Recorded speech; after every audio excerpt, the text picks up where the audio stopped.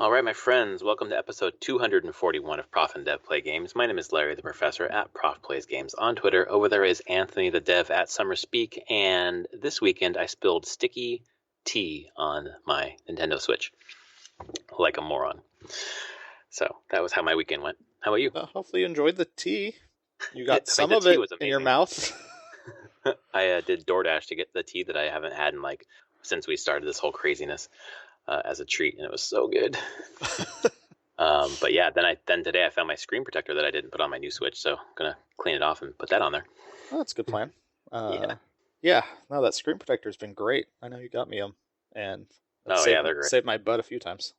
Dude, a little bit after I put the first one on my old Switch, I dropped it on my gear shifter and it cracked, but the screen was fine, so Nice. it worked really well. Yeah. So yeah, it seemed like it would have been like a decent weekend, except for that part.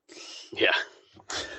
Well, it's been a pretty eventful week for news. We're going to start with Assassin's Creed Valhalla. We're going to move into Last of Us 2 and also Ghost of Tsushima, and then finish with a Nintendo Direct that is not happening in June.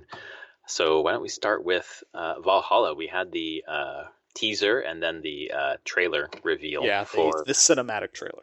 Exactly. No gameplay or anything like that, but the officially it's Assassin's Creed Valhalla. It is about some Vikings who head over to England, and the way that the trailer was set up was, here are all the stereotypes you have about Vikings, and then we're going to show you images of them not doing those things. Yeah, pretty much right from the get-go. The one thing I can say about the trailer, oh my god, is it violent? Holy shit. It is pretty grimdark. Like, wow. I mean, I get it. It's the Dark Ages. Things are brutal, but wow. I was not expecting that level of violence in the trailer. Right. I agree. Beyond that, the trailer shows some stuff in it, and it's cool, but the actual, website went live, and you could actually get, information on the game itself. So you get gender choice again, so you can be male or female Viking. Right. Go to town. And yeah, as you said, it's split between, based on their website specifically, it's split between Norway and England. Right. And you can go freely between the two. Eventually in the game, I assume you start in Norway and then go to England at some point, but then you can go back and forth. Let's see, what is this? What does this website say? Write your Viking saga, blaze your own path across England with advanced RPG mechanics. What the hell does that mean? It's all a lot of buzzwords, but really it has RPG mechanics, so I assume they're keeping some of the stuff from Odyssey in some ways. Yeah. Probably loot and different levels of loot and rarity, skill trees. Yep. And you can dual wield. This I want to do this so badly. Dual wield shields. I know. I'm like, what does that look like? I don't know, but it sounds rad. It has raiding. So, lead a crew, it says, of raiders and launch lightning-fast surprise attacks against Saxon armies and fortresses. So I hope that doesn't get too repetitive. I mean, it could be. I did find an interview with, Assassin's Creed Valhalla will drop unnecessary grind. And this is creative director Ashraf Ismail. Speaking to Press Start Australia, our goal is to just let players play the content they want. Again, we built a really intriguing world that takes place in the Dark Ages of England and Norway. By the way, when you leave Norway to England, you can always go back to Norway. So we built these really beautiful, breathtaking living worlds, and we want players to play the content as they wish to play it. That's the way the game is being balanced. So people want to focus on narrative, there's no issue there. People want to focus on their settlement, again, no issue. It's really up to the players to decide how they want to consume the content. So it sounds like they're balancing in a way of you don't have to do everything. So if you do a couple raids and you're like, okay, I'm good with that, you don't have to keep doing them. Probably you don't need to do them to grind level or whatever. I assume you'll just do them as it's in the narrative. I heard it was more based on gear than level anyway. So maybe they're changing the way that you quote unquote grind. Yeah, get gear differently, and you can always just choose how you want to get the gear. So that's interesting. I've seen through plenty of the sites talk of there was going to be a settlement, and you'll be upgrading your settlement as the game goes on. Customize your settlement by building upgradable structures, unlock new features and quests by constructing barracks, blacksmiths, a tattoo parlor, and more. It has a lot of stuff, it sounds like, of getting influence with different leaders and factions I've seen come up, so I have a feeling that will impact how you grow your settlement as well. There's like a lot of what's the word I'm looking for? Hobby, like you can play dice and you can do like in-world kind of things to kind of just hang out. Yeah, as well, which would have been cool in Odyssey. I would have definitely enjoyed hanging out more in world. It definitely feels like they're just. I mean, it's going to be more than Odyssey in some ways. It sounds like there's not going to be nearly as much naval combat. I'm way on board with that. Pull that one back quite a bit. Yeah, and that's okay. A lot of the ship stuff is really for travel, not for fighting. Good, because that makes it a little more focus on exploration as opposed to like watching every single horizon for some fucker coming up on your back or whatever. Yeah, exactly. So I don't know. I'm pretty interested in it now. I like what they've been talking about. Microsoft has a thing this Thursday at 8 a.m. Pacific. The showcase. Mm-hmm. And a couple streamers I watch who are doing it say it's going to be almost all third-party games, if not all third-party games. Like, that's the main thing of it. I have a feeling that if there's going to be gameplay shown, it's going to be shown there during that event because it looks like they're co-marketing with Microsoft for Valhalla. The live-action trailer had a Microsoft logo, I believe, right at the beginning. So they've made their choice on a platform partner right now. Microsoft probably paid a fair amount for that. So maybe that's a sign of Microsoft throwing money around, trying to get the people on stage and to push their platform. So yeah, I wonder if that was one of the deals made thinking forward to E3. Having this on our stage at E3 will be great, and now there's not stage. No stage. Oh, I'm sure it totally E3. Is. Because that's my thought. This would have been here, and then on E3 they would do this like the big normal thing of showing third-party games and everything. So I expect if we're going to see gameplay, which I expect we'll see soon because this comes out in the fall. People are pretty sure it's October 9th. As I was looking around because that's Leif Erikson Day. Oh shit! Well, that'd be a good day. So it's very fitting. Fall, Leif, but it's going to be around there at some point. It's going to be cross-gen, so I assume that'd be the current gen would be then, and then I can't see probably a month later PS5 and Xbox Series X. Yeah, if they are out then. Yeah, if they're out then, that's what I mean. It's not like they're all dropping the same day. Right.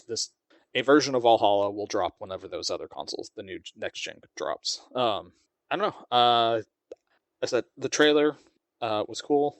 Completely against a lot of ways Viking stereotypes in movies and film and everything. I honestly don't know what historically is accurate, so I'm not even going to try. Right. We're not going to come out. Like all I know is probably what I've seen in movies and TV, not anything super detailed about like, well, how did these people actually live? Right. Because history probably has nothing like what TV shows it. So, but I like the fact that how it looks. I'm excited how it might play. I wasn't completely expecting the being in England too part of it. Me neither. I didn't really think about like where they would be invading or whatever. This is what how many have been set in England? Syndicate. Were there any other? I mean, I guess part of Assassin's Creed 3. But yeah, 3 kind of was partly there. That's it. Yeah, because all the Ezio ones are all Italy, right? And then France and Egypt. There's the third Ezio one is in Constantinople. And yeah, the first one was set in the Middle East. Right. Yeah, none of them, like Syndicate's the only main one that was set in England. Yeah. I'm stoked. Like the gold edition, like with the season pass and everything all bundled together, and it was worth it for me. I know that you can pick it up later for less, but I'm gonna do the same thing. This is my go-to game every year or whenever it comes out. Yeah, so. I'm just trying to decide how I want to play it. Like where? Or Yeah, where? Do I want to play it on PS4? Am I going to get a next-gen console immediately? Maybe. Do I get to play it there? Do I want to play it on PC, which I am upgrading this week, so that's fun. Oh, nice. Yeah, all the stuff comes in this week. I'm working from home for at least another few months, and I need to get my compile times down on my home machine. I need more threads. I need more cores. So I'm just taking. Is it slowing down your team, or is it just something that you think you need? No, it's just me. It's just like sometimes when I'm like, oh, I got to do full rebuild of the project. Okay, I guess I'm going to be going away for 45 minutes. Yeah. I can't do anything else while it just chews through a fairly sizable Unreal project and code. So I hope that the new processor will be down to 15 minutes or so. That's pretty significant. Yeah, it should be a pretty significant savings. But I just took it as a time to just get a new video card, and I haven't upgraded my computer in 5-6 years.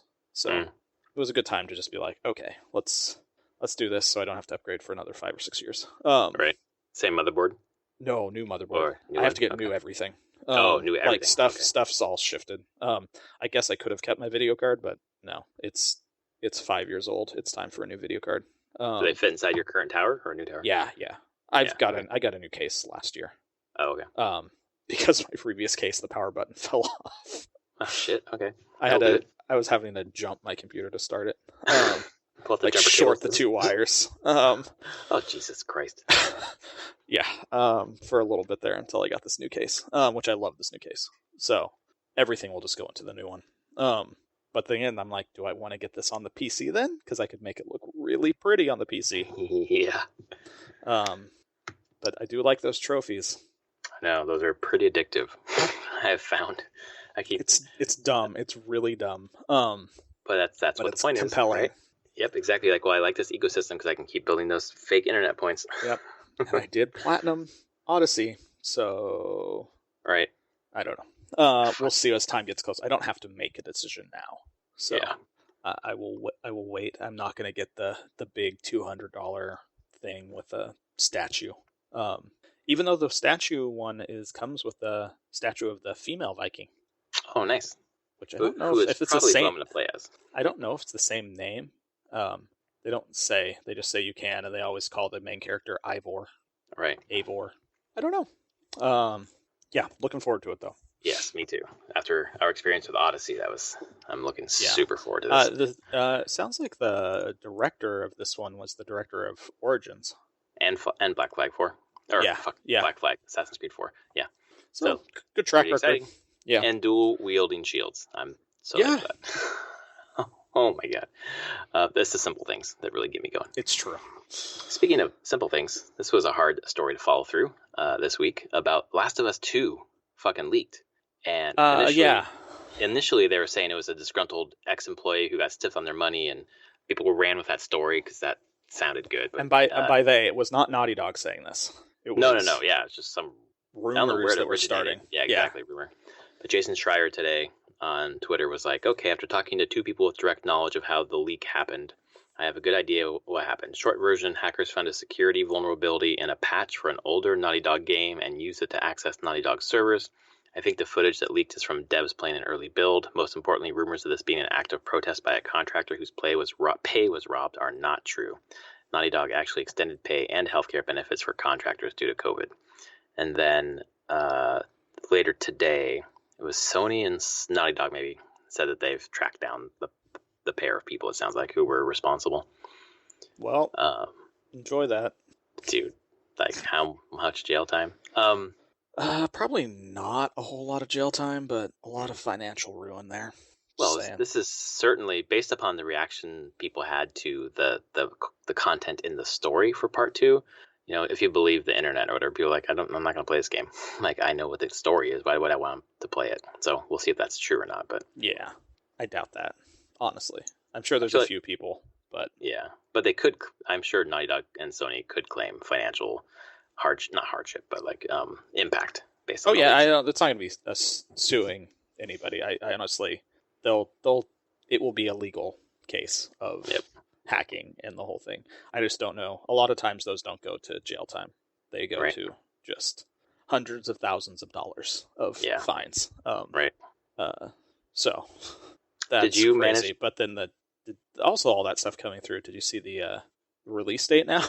Yeah, they delayed it indefinitely due to COVID, and then now it's coming out June 17th. Indefinitely for a few weeks. Yeah, like what? Why even? And then Tsushima shifts to July? Yeah, exactly. Yeah. So 1 month later. So yeah. I'm sure you're happy about that. What the hell? Super confusing. Yeah, I don't completely understand that. And unless it truly is just we're looking at the current state of the market and releasing now is actually a really good plan. And it probably is, because video game sales are through the goddamn roof right now. Yeah, they're having a moment. Even 538 was talking about it. Yeah, you kind of want to, if you can get your game out right now, it's a good time to get your game out. Just saying. Well, I'm thinking about those 2 huge games, like one after another. Like, of course, because people are home, they're playing them, they're going to get through them. A month later, they're going to want another game. Have you managed to avoid the spoilers for Last of Us 2? I have no clue. Okay. I saw one today, just incidentally, on a forum, which was so batshit crazy that I thought this maybe is not true, so I don't even know what to believe. I'm trying to avoid it. I think I saw one thing, but it was also, I was like, this can't be a leak, because I assumed that from the big trailer that came out earlier. Okay. Which was, it seems like the other woman, the girlfriend, basically, she kisses in the trailer. The trailer made it seem like she either got hurt or died. I saw something that was like, yeah, she dies. I'm like, okay, isn't that what the trailer showed me?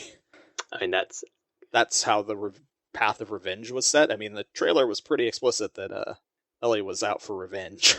Well, I feel like that's what happens with like these early release trailers. Like, oh, that's the love interest for the whole game. Now that person's in there for like 3 minutes. No, the trailer even showed it. Like, she went in and, like, I guess they didn't explicitly show that she died, but I'm like, you kind of went right up to the line there. And I can't really see any other reason that Ellie would be so pissed off to go crazy and seek revenge. Than something like that. But that's all I saw, and I'm like, is that really a leak, or is that just... But I assume there's more that I haven't seen then. Well, in about, 6 weeks, we'll find out. I guess so. I'm going to keep trying to avoid it. I don't know. Was there bigger things, I assume? There was a fucking huge thing that I read, and I was like, what? Okay. Something about Joel, and something happens to him. Sure. Which isn't exactly something that's out of the realm of possibility, so no. Whatever. I mean, I'll call here, I expect something to happen to Joel, honestly. It would have to subvert expectations. Would be nothing happens to him. Normal story progression from the first game to this one and continuing in that world. Yeah, something happens to him. Like, I don't see how he comes out of this game, really. Right. Just from story wise, just doesn't completely make sense to me. Yeah, you gotta have tragedy somewhere. Exactly. Suspicion is he's dead, but Ellie survives. Yeah, I mean, that would make sense. I don't think they're gonna kill Ellie. I mean, they could, but it doesn't. Now they're putting her as the main character. I don't think they're going to do that. Right. So I don't know. I would not be surprised. Yeah, if Joel doesn't survive the game, that wouldn't surprise me at all. Yeah, I think that there's, tons of information out there, and probably a ton of like fake information out there that's kind of whatever. How much footage did these people get? Seriously, like, I stayed away from it so much that I'm not even sure. It seemed like it was a lot, and it seemed like it was the entire story. Weird. Which I guess maybe you can help me think about this. Like, a patch for an old game, how would that help you hack their servers? I have no clue. It just depends on how everything's routed and connected. I assume it's not just a patch in the way of, like, you download it from PSN or whatever type of patch. Like, a data patch or something that they can patch in without, like, patching the executable of the game. So just like how Destiny, sometimes when you load into it, it would, on PS4, would say, hey, we're getting more from Bungie. So I assume that there's something there, and they were able to find a security flaw that allowed them to get to that cluster of servers. Maybe have like an IP address for the server inside or something like that. And then, they can find a tunnel. And then if you have that, I assume this wasn't quick, is the thing. They were able to access that cluster of servers that did that data patching and then from there they spend the time just probing the network there until they find some other vulnerability that gave them a tunnel to a different server. I mean, that's all that type of hacking is, and most hacking is all the way. It's just beating your head against a wall until you find a weakness. Right. So I assume that's how it worked. They just leaped from server to server until they found something. I kind of thought like everyone's at home, like security at your home is a little lax compared to security on the compound or whatever. But I guess that's not the case. No, so, I mean, you never know what the weakest link is going to be. Yeah. That sucks for the team who spent a lot of time and have kept this under. I mean, they're secretive as fuck, so kept us under wraps for so long. But whatever, people are gonna play the game anyways. So yeah. The other news this week, other than Tsushima coming out in July instead, is Nintendo said due to COVID they're not gonna have their Nintendo Direct because games they're working on are taking longer than they thought. Obviously, because they're working from home now, and that made me think: did that mean that there is some sort of available now package going to be in that June Direct? Probably. They tend to always do that too. Yeah, so they have some stuff that's available now. Right. I wonder if that would have been the Mario package. It might have been. Who knows? It seems like a big holiday game, but I don't know. I doubt it's completely the Mario. I bet that's holiday, honestly. Yeah. But who knows? There's probably been other stuff. And then who knows if they're just feeling like it's too hard to get the directs like produced how they want them as well as remote. Yeah, it's kind of a bummer, but it's totally expected. Yeah. And I know it's like Nintendo of America stuff, of course, here in Washington where they are, were extended through the month of more. It's kind of, again, ours is in a complete quarantine lockdown. And as of tomorrow, you can start using state parks again.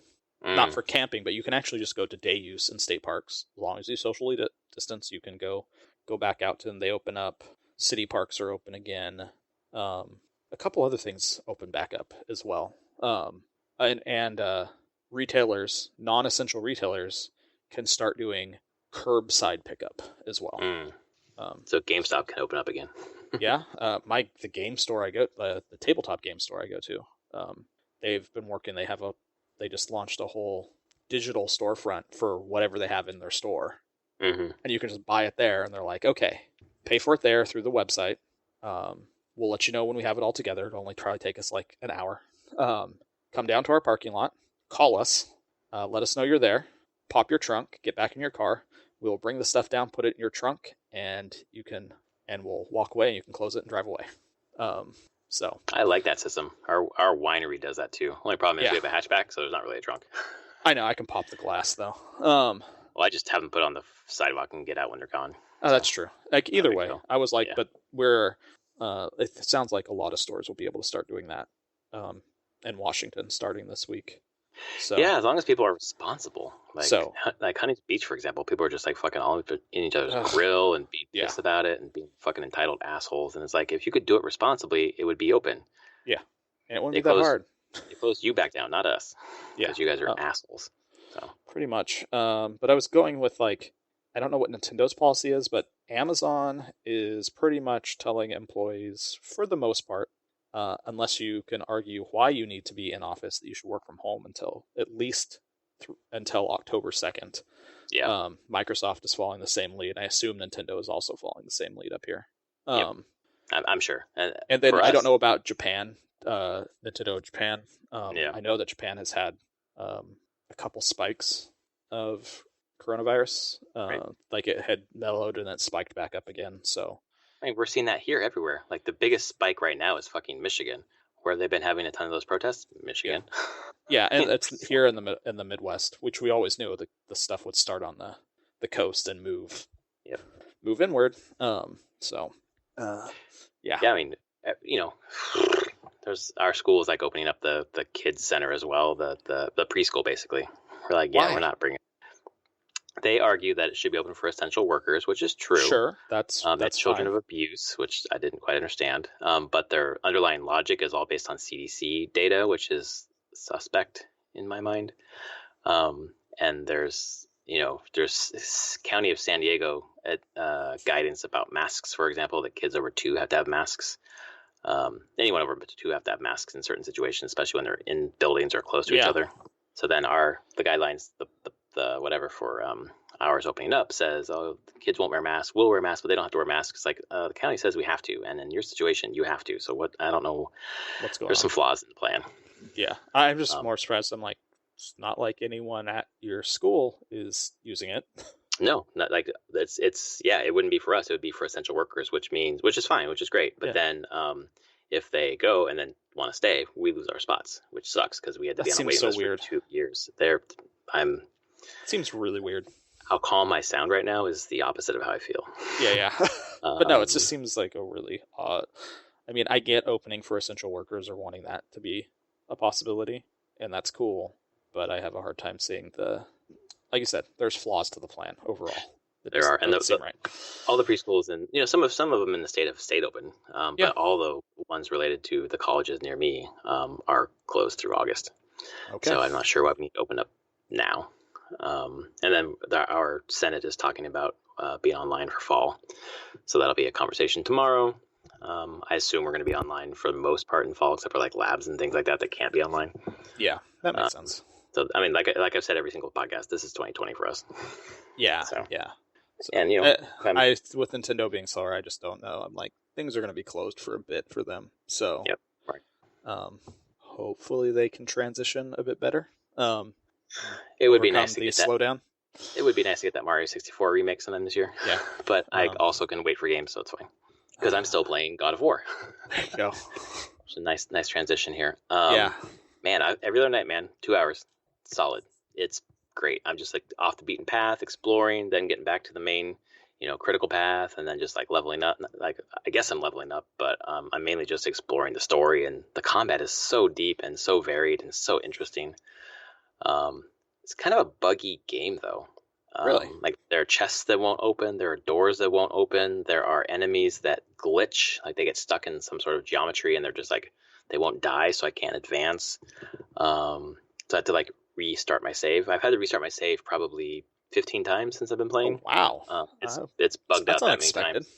Yeah, I agree, considering it's a game I came to 2 years after it released, and I thought those would have been patched out. So there's I forgot what the bug was yesterday. There's some really weird bug. So I keep having to reload my save, which is not a long process. I'm just getting to a big boss fight. I stopped last night just before the boss fight.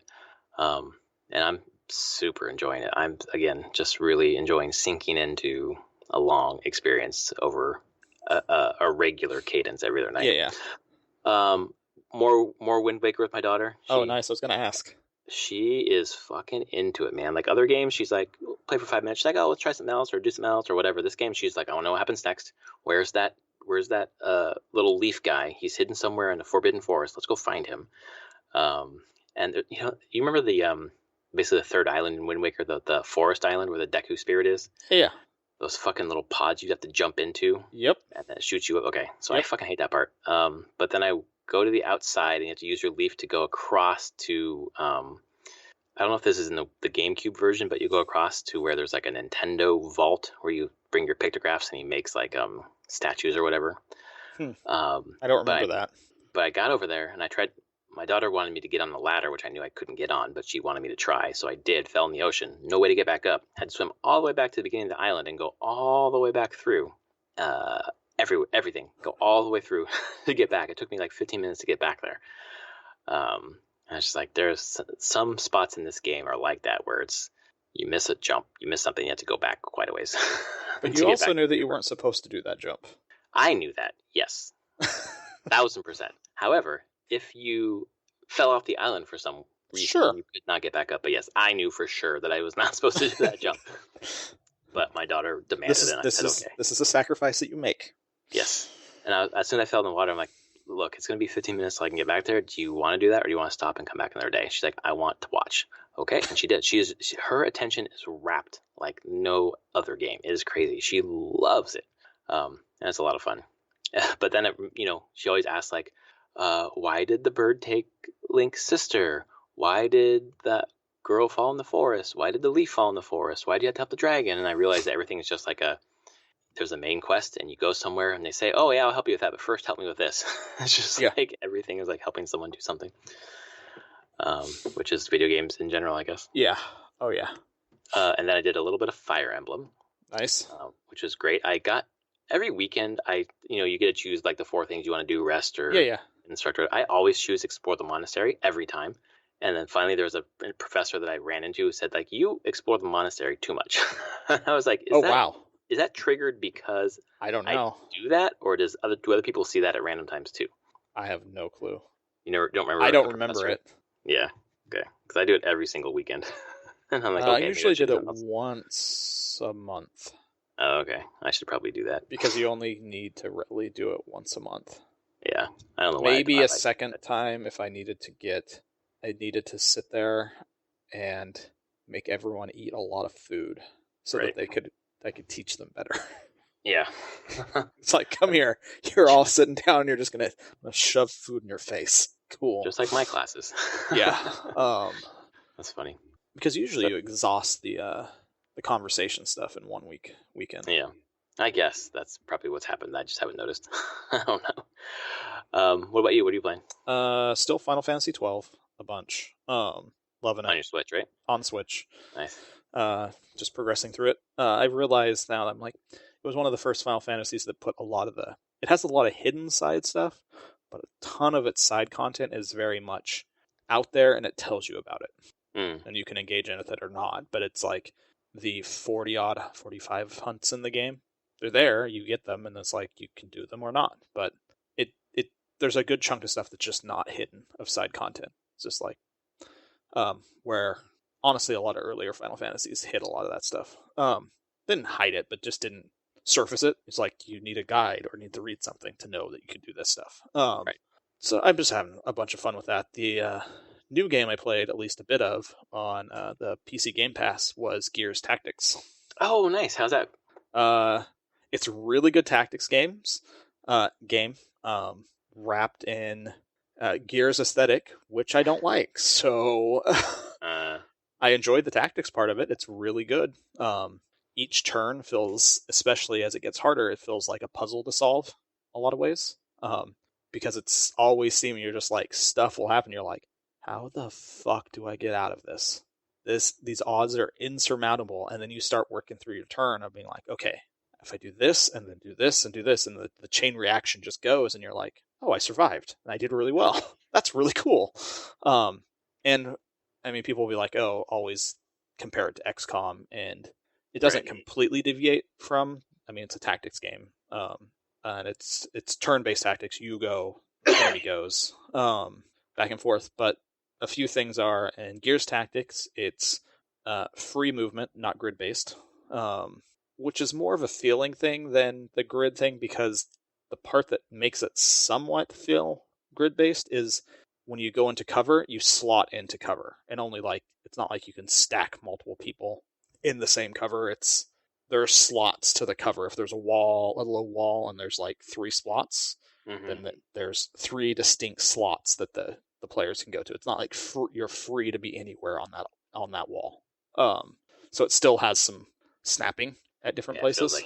Some grids there, yeah. Yeah, so it's not completely, but it's more of the feeling of the movement is much more fluid. And the free-form action system. So everyone, by default, has 3 action points to spend on each character. And you're not, once you select a character, you don't have to stick with that character. You can spend an action point with one character, then choose a different character, spend a couple with them, choose another character, spend a couple with them, and until you end your turn or you have no more action points. Oh, that's kind of like Valkyrie Chronicles. Yeah, Valkyrie Chronicles. I mean, it's very freeform on how you approach your turn, and then there's a lot of synergistic combos between how you execute your turns. Of executing a downed enemy with a character gives every other character an action point back. Oh, that's cool. So there's again, you figure out the combos you want to do on your turn, so you can extend how many actions you can do a lot of times. And so yeah, it's good. If you have PC Game Pass, you should just play it. Honestly, even if you're kind of interested in the tactics game, or if you like Gears, because I don't really care about the broness that is Gears. In a lot of ways, but it's $60 normally, or you pay $5 for a month and just can play it. So make your choice. And highly recommend it if you just want to pay $5 for PC Game Pass for a little bit and play your game. That service is so good. It is really good. It's such a good deal. Well, and you stepped in for like a trial month, and you're still going, right? Oh yeah, right. Because stuff like this happened, I'm like, this is worth it. So well worth it. And if they have that cadence where every month or two there's some big game coming out, you're just like, yep, I'm gonna stick with it. So, highly recommended on that front. Of you can't beat that price. So I would be hard pressed to say that it's would be worth the full $60. I don't know how long it is, but I don't know. I'm dubious that it would have $60 value for me overall. So, but that's cool. I know Brad's played it and he really, really likes it. Yeah, no, it seemed really cool. I think I'd probably like it a lot more if I gave a damn about the Gears world or anything. But I don't. So I just appreciate. I'm like, it's good. It's a good tactics game. So cool. Well, when I finish the current tactics game I'm playing in 2023, Fire Emblem, I'll get onto it. Oh man, well that was an impactful news week. Hopefully we'll have some more news next week. We'll have stuff from Microsoft. That's true. We'll talk about the Microsoft games showcase, which I predict people will be pissed there's no first-party games. I heard it's mostly third-party. I bet Cyberpunk will be there, though, again. Yeah, that's awesome. I think that's the time for it as well for them. Yeah. So, we'll talk about that next week. Sounds good. Well, this is episode 241 of Prof and Dev Play Games. He is at Summerspeak. I am at Prof Plays Games, and we will be home playing games until we see you again, or hear you again, or you hear us again next week. Later. See you, folks.